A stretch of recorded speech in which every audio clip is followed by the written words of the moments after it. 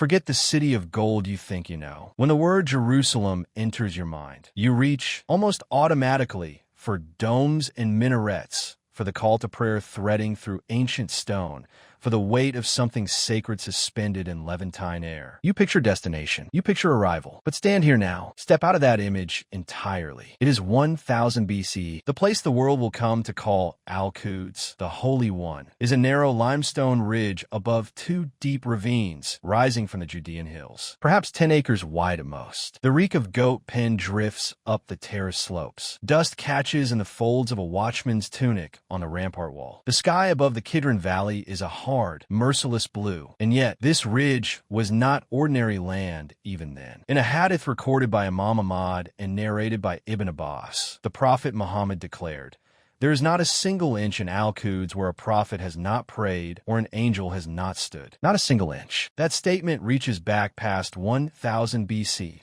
Past Dawud, past Ibrahim, past Musa and Ya'qub, all the way to the beginning of human memory on this earth. The Islamic tradition is precise and extraordinary on this point. The historical evidence indicates that Masjid Al-Aqsa was first built by Ibrahim or his grandson Ya'qub, peace be upon them both, centuries before the time we are standing in right now. According to the authenticated Hadith narrated by Abu Dar and recorded by Bukhari and Muslim, the Prophet was asked which mosque on earth was built first. He answered, Al-Masjid al-Haram. Then which? Al-Masjid al-Aqsa. And the time between them? 40 years. 40 years between the Kaaba and Al-Aqsa, both going back to the very first generations of humankind on earth. This is not a story about a city that became holy. This is a story about a city that arrived in this world already sacred and what it cost to rebuild it. Step inside. The first thing to assault you, before your eyes adjusted to the dim interior of any house on this ridge, would be smell. Burning olive wood in a clay hearth. Tallow lamp smoke. The sharp, animal warmth of goats penned in the side room of the house, just steps from where the family slept. Barley bread baking directly on a hot flat stone. The whole city smelling of it in the hour before sunrise. The ridge of Al-Quds sits above the Gin spring, cold, reliable, flowing. The reason this city exists at all. Every morning, before the heat locked in, the women of the city descended the narrow path from the ridge with clay jars balanced on their heads to fill at the spring below. The sound of that water,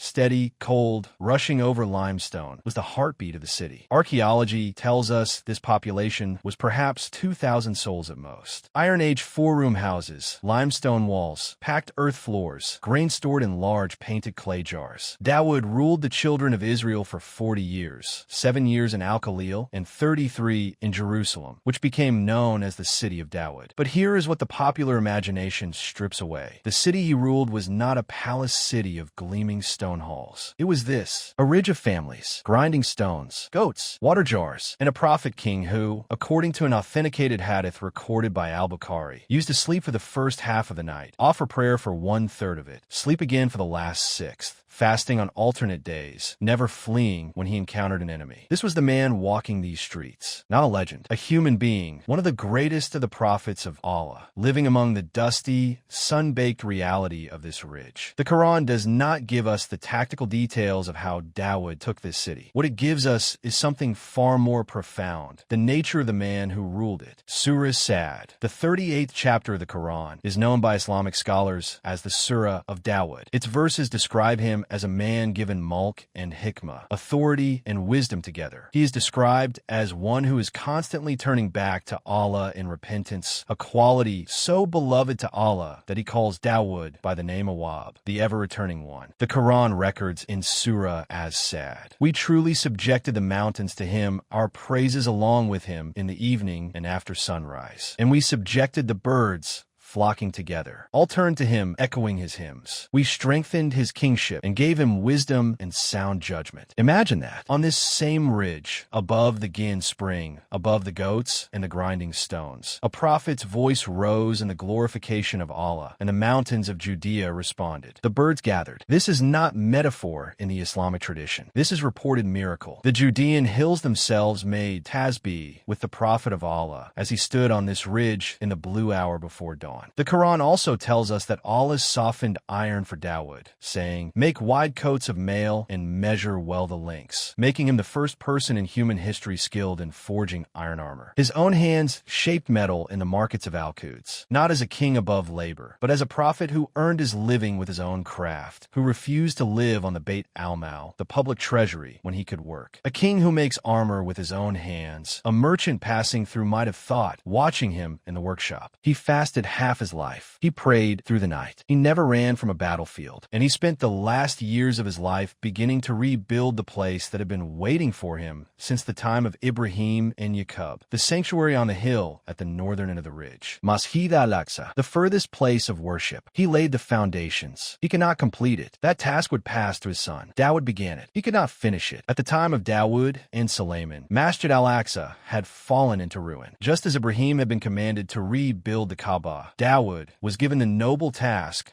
of rebuilding Masjid Al-Aqsa. Sadly, he passed away before he could complete it, and Suleiman inherited this duty. Now consider what Suleiman was given to complete this task. The Quran says in Surah Sad, "Then we subjugated the wind for him, that it blew gently at his bidding wherever he directed it. And we subjugated the jinn, all builders and divers, and many others held in chains." And in Surah Saba, Allah tells us, "There were jinn that worked under his supervision by the leave of his Lord. They worked for him as he desired, making arches, statues, basins as large as reservoirs, and cauldrons fixed in their places. Work, family of Dawud, with thanks. But few of my slaves are grateful." The wind bent to his command. The unseen builders raised what human hands alone could not. The second holiest site in the Islamic world, the place the Prophet himself would journey to on the night of Al-Isra, was rising from this limestone ridge through the will of Allah and the labor of a kingdom unlike any before or since. The Prophet Muhammad said, when Suleiman ibn Dawud finished building Beit al-Maqdis, he asked Allah for three things: judgment in harmony with his judgment, a dominion that none after him would have, and that no one should come to this masjid intending only to pray there, but he would emerge as free of sin as the day his mother bore him. Three du'as. The third one, complete forgiveness for every sincere soul who comes to pray, was answered for everyone who would ever walk through the gates of Al-Aqsa until the day of resurrection. That prayer is still standing right now on that ridge, waiting. Suleiman was given what no king before or since was given: a kingdom over people, jinn, wind, and animal. And yet the Islamic tradition is clear that he used every gift not for personal glory, but for something larger than himself. But the human laborers who built Al-Aqsa alongside those unseen forces were not granted miraculous gifts. They were men, farmers from the surrounding villages, stonecutters from the hills, craftsmen who had learned their trade from their fathers, who would teach their sons. The Quran reminds us that the very hills in which Dawud recited the words of Allah responded with his praise. But for the men loading limestone blocks at dawn, the connection to the sacred was not a miracle felt in their hands. It was a faith carried in their hearts through the exhaustion of the body. They worked in the heat. They drank from clay cups. They slept on packed earth after long days. And here is the pivot point that the popular imagination always misses. The Quran also tells us that after the death of Suleiman, his children disputed the kingdom and power slipped from their hands. A chain of prophets emerged among their progeny, but the Bani Israel were always argumentative and refused to abide by the teachings of the prophets. The great work done on this ridge, the sacred sanctuary rebuilt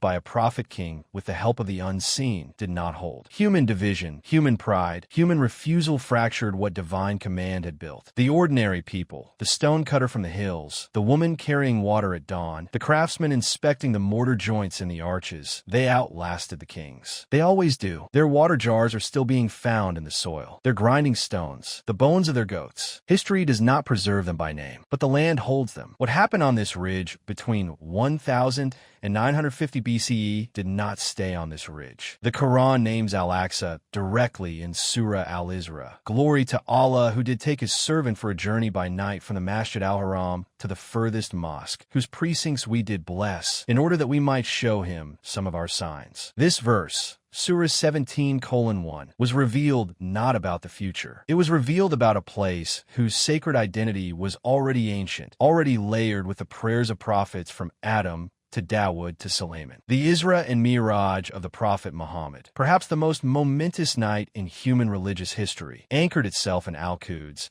because Al-Quds had been prepared across millennia for exactly that moment. For the first 17 months after the Hijra to Medina, the Muslims prayed facing toward Masjid Al-Aqsa. It was the first Qibla of this ummah. This is the weight of what was built on that limestone ridge. The direction of the prayer of every Muslim on earth for over a year pointed here, to this same ridge where Dawud made tasbih with the mountains and Suleiman commanded the wind. The prophet said, "There is not a single inch in Al-Quds where a prophet has not prayed or an angel has not stood." Not a single inch. We're not talking about an idea. We're talking about ground. This ground, the same limestone that the stonecutters shaped in 960 BCE, the same valley that the women descended at dawn with their water jars, the same ridge that the watchmen on the wall scanned in the hard morning light. The dust of that city is under our feet in every direction, and somewhere in it, as the scholar Ibn Kathir confirmed, the prayers of prophets are still recorded. We have spent 3,000 years turning Al-Quds into an idea, a symbol, a geopolitical argument, a headline, a wound. But stand on that ridge for a moment and let it be what it was in 1000 BC, a place where human beings woke before dawn, ground their barley, descended a steep rocky path to a cold spring,